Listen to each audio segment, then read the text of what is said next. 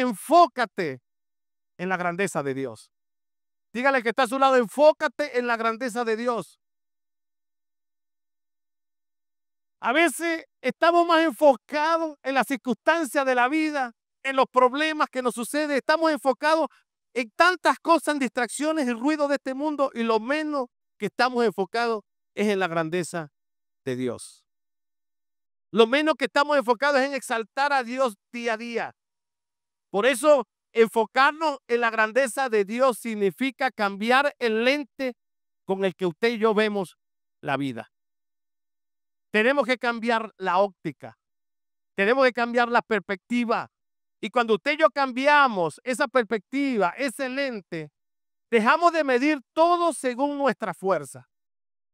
Deja de medir todo según tu habilidad y tu capacidad. Y por eso siempre terminamos diciendo, no puedo, no tengo tiempo, no lo voy a lograr. Cuando usted y yo cambiamos el enfoque, dejamos de medir todo según nuestros recursos o emociones. ¿Cuántos de ustedes no han dicho en algún momento, esto es imposible? No tengo, pero nada de medio para emprender algo. Estás mirando todo con la óptica humana natural. Tienes que cambiar el lente. Tienes que cambiar la perspectiva. Cuando nosotros cambiamos el lente, dejamos de mirar nuestras limitaciones, dejamos de mirar nuestros miedos, nuestras circunstancias como el centro de nuestra vida y comenzamos a ver todo bajo la luz de Dios. Comenzamos a dirigir nuestra mente, nuestro corazón y nuestra vida hacia su majestad, hacia su grandeza, hacia su poder, hacia su bondad y hacia su soberanía. Cuando usted cambia el lente y la perspectiva, comenzamos a ver desde la perspectiva del cielo. O sea, comenzamos a vivir de una manera diferente, lleno de fe, de confianza y de dependencia a Dios. Cuando usted y yo cambiamos el lente, comenzamos a vivir con una convicción constante de que Dios no es pequeño, de que Dios no es limitado ni distante, sino que Dios es un Dios inmenso, es un Dios cercano y absolutamente digno de adoración. Ese es tu Dios y ese es mi Dios. Pero para verlo de esa manera, inmenso, tenemos que cambiar nuestra óptica. Ahora la pregunta es, ¿qué tan grande es Dios en tu vida diaria? ¿Lo ves como alguien que interviene en momentos difíciles o como el centro de todo lo que eres y haces? ¿Qué ocupa más espacio en tu mente? ¿Tus problemas, tus crisis o la grandeza de Dios? Cuando usted analiza estas preguntas nos llevan a reflexionar y evaluar y considerar si realmente Dios está siendo el centro de nuestra vida o simplemente lo estamos invocando según nuestras necesidades. Por eso cada pregunta nos lleva a meditar, a reflexionar y a evaluar quién es Dios para nosotros. Si verdaderamente es el centro de todo lo que nosotros hacemos o lo tenemos nada más opcionalmente cuando necesitamos algo. Esta pregunta no solo nos confronta, sino que nos invita a reordenar nuestras prioridades y devolverle a Dios el lugar que le pertenece. Si hay algo que está ocupando el lugar de Dios, tú tienes que reordenar esas prioridades y dejar que Dios ocupe tu primer lugar. Estas preguntas nos obligan a mirar hacia adentro y preguntarnos, ¿estamos engrandeciendo a Dios o estamos engrandeciendo más nuestros temores, nuestros miedos o nuestros problemas? ¿Y por qué esta pregunta, pastor? Porque comúnmente o normalmente nosotros engrandecemos más nuestras circunstancias y minimizamos a Dios. Engrandecemos más el problema, engrandecemos más la enfermedad, la incertidumbre, y en ese proceso vamos minimizando el poder de Dios. Tal vez hemos pasado demasiado tiempo mirando el problema, el temor y la escasez como si fuera más grande que Dios. Pero ¿qué te parece, iglesia, si hoy cambiamos el enfoque? ¿Qué te parece? si hoy comenzamos a cambiar el enfoque. Porque cuando usted y yo comenzamos a cambiar el enfoque, nosotros no vamos a negar la realidad de lo que vivimos. Simplemente vamos a decidir verla desde la perspectiva del cielo. Y esa fue una perspectiva que Jesús le mostró a sus discípulos en Marcos 9:23 y les dijo, Jesús les dijo, si pueden creer, iglesia, al que cree todo, le es posible. Esto significa lo que es imposible para ti, para mí, para Dios es solo el escenario para manifestar su poder y su gloria. Iglesia, recuerden esto, vivimos en un mundo constantemente que intenta reducir a Dios a su medida. Intentamos reducir a Dios a nuestra manera. Lo queremos accesible, lo queremos manejable y lo queremos predecible. Queremos ir a Dios solo cuando hay crisis. Queremos que Dios nos responda rápidamente. Queremos que Dios se adapte a nuestro estilo de vida sin que Él nos pueda exigir una transformación verdadera. Así queremos nosotros tener a Dios, manejarlo a nuestra manera, adaptarlo a nuestro estilo de vida y no adaptarnos nosotros al estilo de vida que Él nos muestra por medio de su palabra.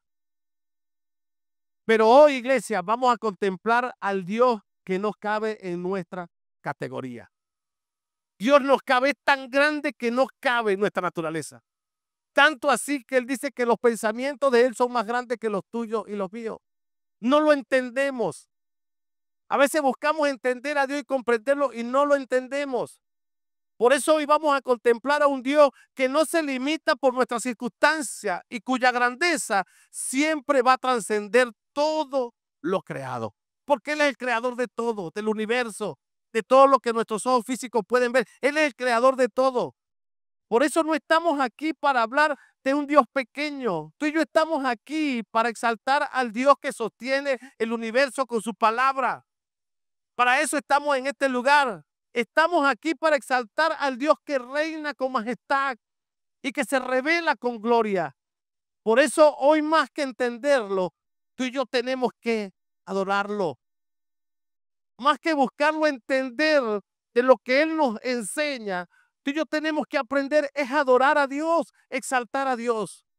No importa la circunstancia, lo que puedas estar viviendo, exalta a Dios, adora a Dios, alaba a Dios. Porque cuando usted y yo vemos su grandeza, todo lo demás toma su lugar. Cuando usted empieza a ver la grandeza de Dios, todas las cosas empiezan a tomar su lugar, las prioridades se empiezan a alinear en su vida. Ya para ti la prioridad no es el trabajo, para ti la prioridad no es tu vehículo, para ti la prioridad no son tus amistades, para ti la prioridad es Dios. Porque cuando tú y yo empezamos a adorarlo y a exaltarlo, todo se empieza a alinear y a ordenar en nuestras vidas. Porque la palabra de Dios trae orden en nuestras vidas. La palabra, cuando tú empiezas a adorar a Dios y empiezas a adorar a Jesús, y Jesús es la verdad, esta verdad trae orden en nuestra manera de pensar, trae orden en nuestra manera de ser, de actuar. Dice la historia en la Biblia, en el libro de Génesis 1, dice que la tierra estaba desordenada y vacía. Y Dios habló y dijo, cuando habló y dijo, todas las cosas empezaron a ordenarse. Cuando la palabra de Dios entra en nosotros, nuestra vida comienza a ordenarse, a organizarse. Ya las decisiones ya no se basan en miedo o en ambición, sino en obediencia a Dios. Cuando tú y yo exaltamos a Jesús, ya nuestras decisiones no son las mismas. Ya no decides según tus emociones, según las circunstancias, según la crisis. Tú decides todo basado en la voluntad de Dios. Las decisiones no las tomas por miedo, no las tomas por enojo, por rabia, no. Ya las tomas fundamentada en la palabra de Dios. Por eso la Biblia nos presenta la historia de un hombre que vivió con su mente y su corazón y su vida completamente enfocado en la grandeza de Dios. Y usted sabe de quién le voy a hablar. Este personaje no veía a Dios como alguien pequeño, no veía a Dios como alguien limitado, como alguien lejano, sino como un Padre cercano, inmenso y digno de toda gloria y toda honra y todo honor.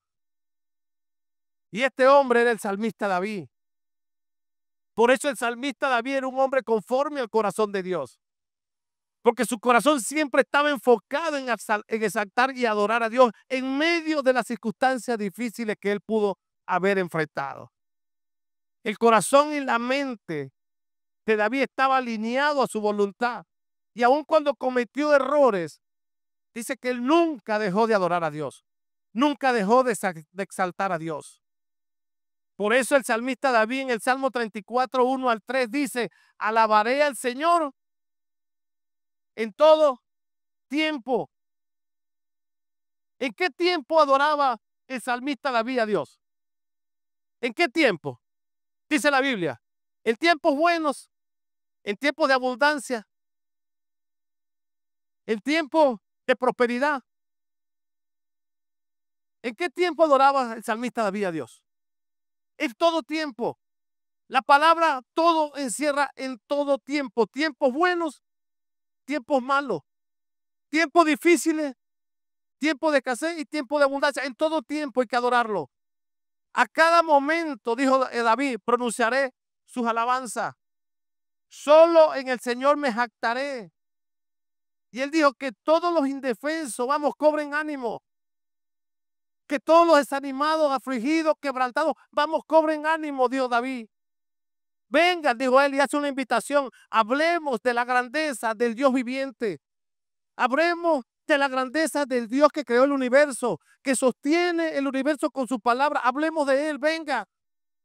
Y es una invitación que el salmista David hace allí. Y dice más adelante: y exaltemos juntos su nombre. Este salmo es hermoso si usted lo analiza y lo profundiza bien. Este salmo fue escrito por David en uno de los momentos más vulnerables y desesperantes en su vida. Él no escribió este salmo desde la comodidad de un momento de gloria, de bendición, de victoria. No, el salmista David escribió este salmo desde una situación humillante y desesperada. David estaba en su punto más bajo, en su punto de quiebre. En su desesperación, buscó refugio en los filisteos porque estaba siendo perseguido por el rey Saúl. Y al ser reconocido por el rey de los filisteos, él temió, sintió miedo por su vida. Tanto así que ese miedo lo llevó a fingir que estaba loco delante del rey. Después de esa humillante experiencia, David se empieza a refugiar en una cueva que se llama Adulán, rodeado de hombres afligidos y desesperados.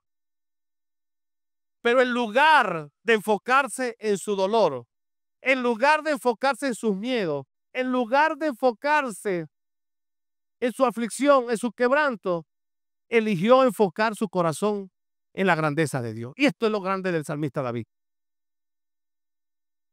¿Por qué? Porque él también pasó por momentos difíciles como los que tú y yo pasamos. Iglesia, escucha esto, al igual que el salmista David, tal vez hoy tú te encuentras en una situación desesperante y difícil, delicada. Quizás no estás huyendo de un rey como estaba huyendo David, pero estás siendo perseguido y estás huyendo de la ansiedad, de la culpa, del temor al mañana y del temor al futuro. Quizás te sientes humillado, incomprendido, sin refugio emocional y espiritual. Pero justo ahí, en medio de esa cueva donde te encuentras, en medio del quebranto, es donde Dios te desafía a levantar una adoración y una alabanza para que Él manifieste su gloria en tu vida. Es en ese momento. Es allí donde tú tienes que aprender, o todos debemos aprender. Es fácil, pastor, estar en un momento de crisis difícil, sea financiera, emocional, espiritual, familiar. Es fácil estar en un momento de crisis, no es fácil estar allí. Y levantar una adoración y una gratitud a Dios no es fácil. Nos cuesta porque nuestras emociones están afectadas. Nuestras vidas están en el piso. Pero debemos aprender que en medio de esa cueva, en medio de ese dolor, en medio de tu tristeza, tú tienes que levantar la mirada y levantar la mejor adoración a Dios. Porque donde está el Espíritu de Dios, allí hay libertad. Y cuando un pueblo se levanta a adorar a Dios, el Espíritu de Dios se mueve a favor de nosotros.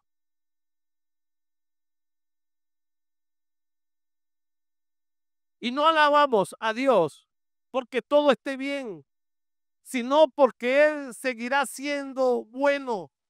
Siempre Él seguirá siendo bueno. Y como David podemos decir que usted pueda levantar la voz y decir, bendeciré a Jehová en todo tiempo.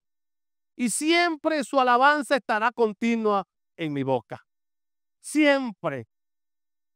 Nuestra alabanza debe estar continua en nuestra boca. Esto significa que debemos alabar a Dios en todo tiempo, tiempos buenos y tiempos malos. La alabanza no niega la realidad. Escuche bien esto, pero la grandeza de Dios es más fuerte que cualquier circunstancia. Tú puedes estar viviendo, yo puedo estar viviendo una realidad y no la podemos negar. Hay una crisis en tu vida en este momento, no la niegues. No la niegues.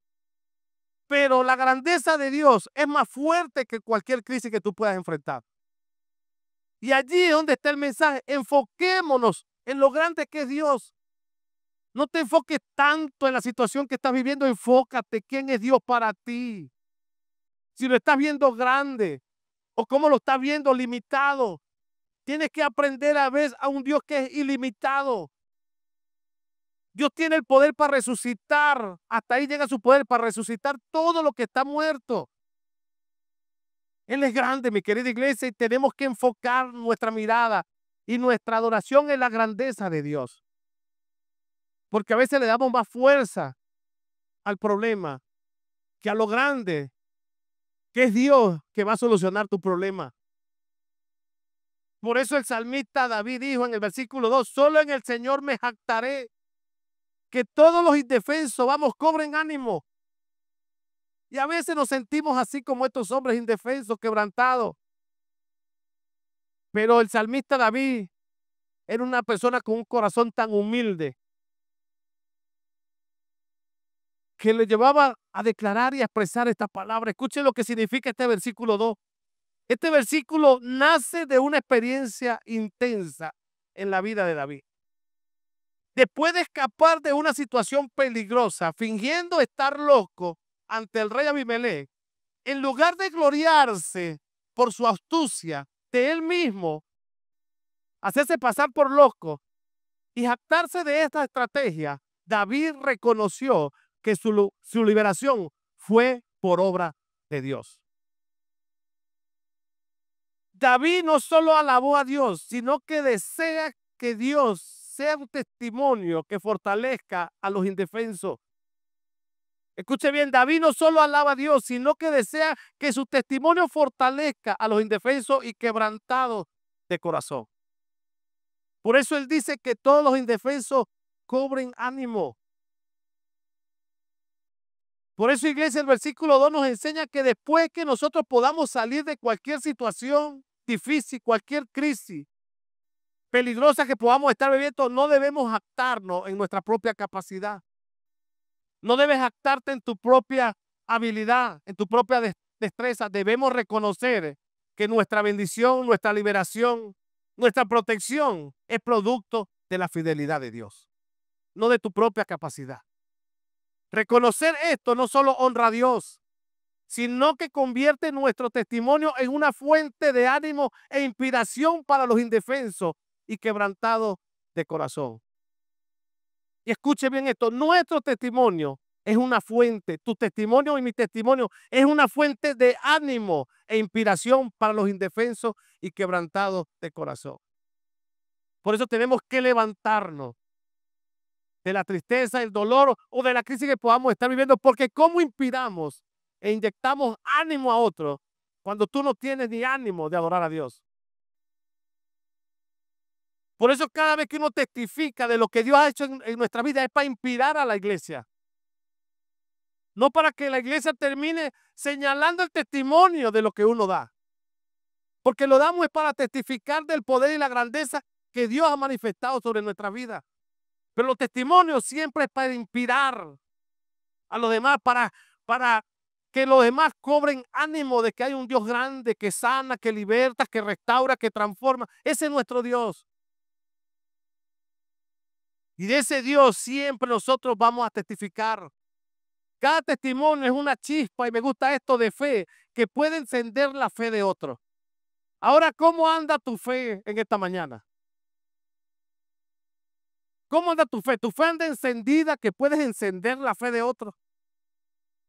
¿O tu fe anda tan débil que no puedes levantarle ni el ánimo a otra persona? Nuestra fe tiene que estar encendida, mi querida iglesia. Y más en esta temporada, nuestra fe tiene que estar encendida porque es una chispa para encender la fe de otro.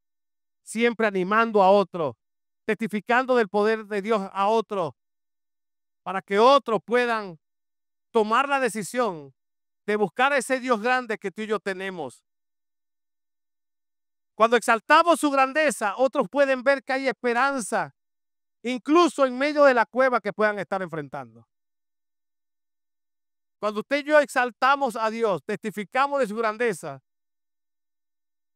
otros pueden ver que hay esperanza, incluso en medio de la cueva.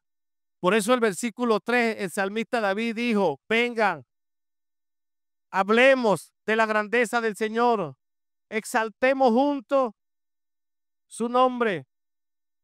Por eso el Salmo 34:3, y voy terminando con este versículo, lo de adoración.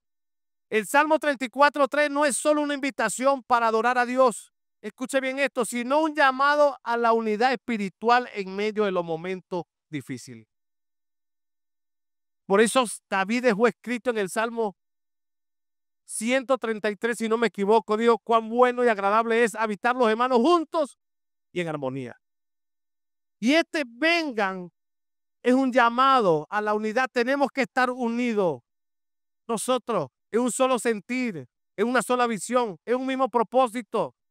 Y aún en los momentos difíciles que puedas enfrentar.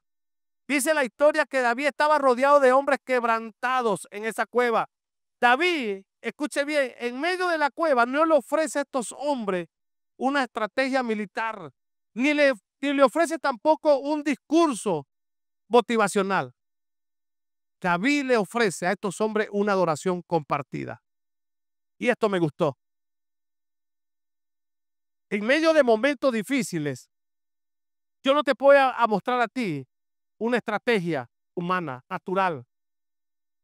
No te voy a ofrecer un discurso motivacional. Lo motivacional de esta mañana es que tú y yo aprendamos a adorar a Dios. Eso es lo motivacional. Te estoy motivando a exaltar y adorar a Dios, a enfocarte en la grandeza de Dios. Eso sí es motivacional y es bueno y sano para ti. Pero David en ese momento de la cueva, en medio o rodeado de hombres quebrantados, indefensos, afligidos, él no le ofrece y le dice, vamos a hacer esta estrategia para salir de esta cueva. Y le da un discurso motivacional. No, le ofrece una adoración compartida.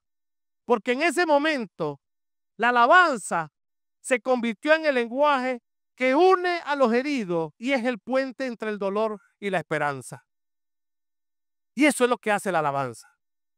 Cuando usted y yo nos conectamos en una adoración sincera y auténtica y compartida, ese momento, la alabanza se convierte en el lenguaje que nos va a unir a todos, porque de una u otra manera, en esta mañana muchos estamos heridos, o pocos estamos heridos,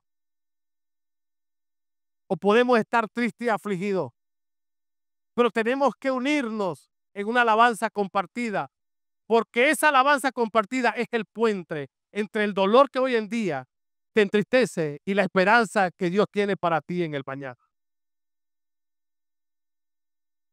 Iglesia, Dios a través de este versículo nos enseña que nosotros, al igual que el salmista David, también estamos rodeados de gente, hombres y mujeres quebrantados, indefensos, familias quebrantadas en la cueva de la necesidad, en la cueva del dolor, en la cueva de la angustia y del pesimismo. Y en este contexto el Señor no nos ofrece una estrategia militar, en este contexto de este salmo no nos ofrece un discurso motivacional. Él nos está ofreciendo algo más profundo, iglesia, para nosotros. Y tenemos que aprenderlo. Algo más profundo. Él nos está ofreciendo una adoración compartida. Nos invita a levantar juntos y adorar su nombre. Escuche bien, no como un acto religioso, sino con un lenguaje que une a los heridos, a los quebrantados, a los afligidos y a los angustiados. Que nuestra alabanza se convierta en el puente entre el dolor y la esperanza. Que cuando exaltemos juntos su nombre, algo poderoso va a suceder en medio de nuestras vidas. Los corazones se van a alinear, las cargas se van a aliviar y la presencia de Dios transformará la cueva en un altar de adoración a Dios. Porque la cueva donde estaba David se transformó en un altar de adoración, no en un altar de angustia y de desesperanza, en un altar de adoración. Iglesia, cuando nos enfocamos en la grandeza de Dios, tu fe y mi fe se fortalece. Cuando nos enfocamos en la grandeza de Dios, el temor se desvanece. Cuando nos enfocamos en la grandeza de Dios, nuestras cargas se hacen más livianas. Cuando nos enfocamos en la grandeza de Dios, nuestras dudas se silencian y nuestro corazón se llena de esperanza. Cuando nos enfocamos en la grandeza de Dios, no es solo un acto de fe, es una declaración de victoria, de que en medio de la crisis que puedas estar enfrentando, Dios siempre estará contigo y te dará la victoria en el nombre de Jesús.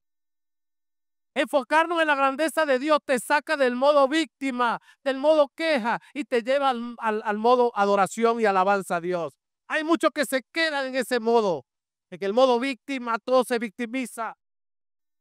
Sal de ese modo víctima.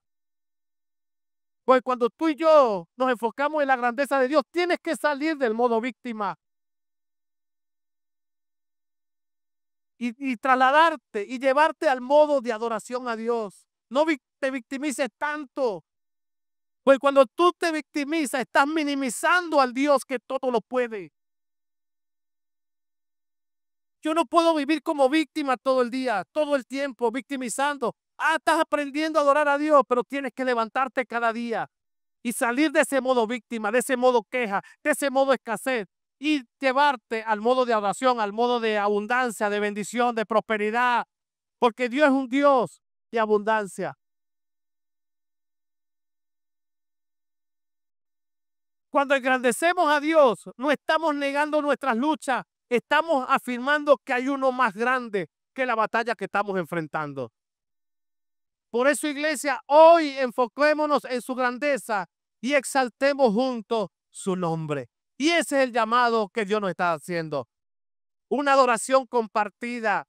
Exaltemos juntos su nombre y su grandeza, porque Dios tiene grandes cosas para ti en medio de cualquier crisis, en medio de cualquier cueva que te puedas encontrar. Amén. Así que ríndale un aplauso al Rey de Gloria.